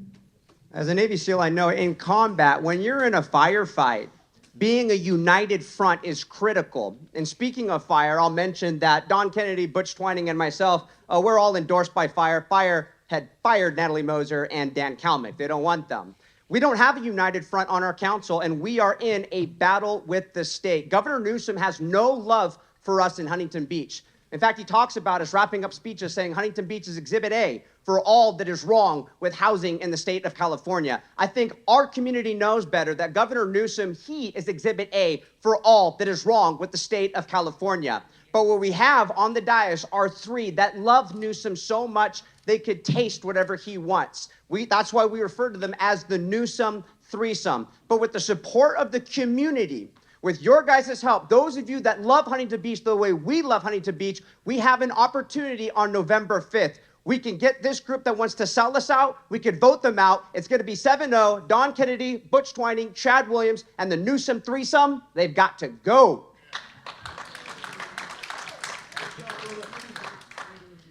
All right, and Rhonda, your closing statement? Thank you. Thank you, everyone, for your attention tonight. I'm sure that there are other things that you could be doing on a Thursday night. I hope to earn your vote by demonstrating that I am a person who is fair, and I am all about common sense and reason. When you are selecting leaders for our city, I urge you to select people who operate based on principle and not emotion and politics. Folks who operate based on principle will be predictable and reliable, and we will have a stable city economy. Folks who operate based on politics and emotion will be unpredictable and chaotic, and I think we have all had enough of that. Thank you. And Marissa, your closing statement? I have been around to talk to a lot of our neighbors here in Huntington Beach, and I tell them I am willing to listen to you. I want to hear what the concerns are. I want to listen to the issues on both sides, do the homework, and make an educated decision. I believe in the Constitution. I believe in God. I believe in family values, and that we need to sustain and protect family values here in Huntington Beach. I want it to stay family friendly. I'm a mama bear. I'm willing to help defend that and listen to both sides, as I said, and I want to support our businesses. I want us to continue living in a beautiful Huntington Beach coastal city and make it attractive for all and be able to love and serve us all. Thank you. Thank you, Marissa. Amory, your closing statement? Yes, please contact me, 714-371-5578. If you have any questions about the campaign, that's also the best number to get a sign if you want a sign for your home. My campaign is my campaign. It's the people's campaign. I am your voice, and I want to make sure that Huntington Beach stays exactly what is right with California. And I strongly encourage a vote for Mr. Amory Hanson, a historic choice for Huntington Beach City Council #2 on the ballot. I understand we've been getting a lot of momentum lately, particularly since next Tuesday, and we're going to keep that momentum going to the mail-in date and to the election day, November 5th. Thank you. Thank you, Amory. And Dan, your closing statement? Well, thank you all tonight for attending. I know it's getting late, but it's been my pleasure and honor to serve as your city council member. I think you heard distinct differences between the folks currently doing the job and those that want to do the job. I've been working countless hours to make Huntington Beach, I think, a city that we can all be proud of.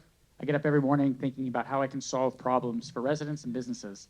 One of the most enjoyable parts of my job is constituent services. Actually, even today, I helped a nice lady downtown who was having impacted by road construction and the parking that was impacted. And so knowing who to contact at City Hall and knowing how to get things resolved quickly for her helped their quality of life. And those folks are very thankful for that. But I think the rhetoric you heard tonight really paints that clear picture.